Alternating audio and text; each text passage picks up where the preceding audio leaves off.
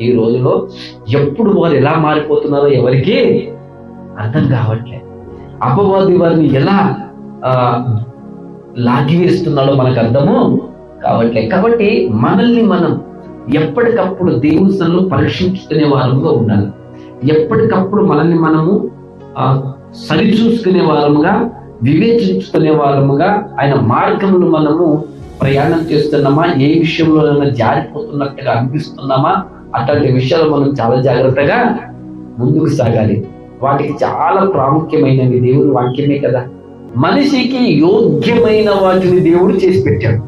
కానీ మనిషి ఎప్పుడు దేవుడు చేసిన వాటన్నిటిని అనుభవిస్తూనే దేవుడు వద్దన్నయ్య కూడా చెయ్యడం అనేది చాలా ఒక బాధకరమైన విషయం.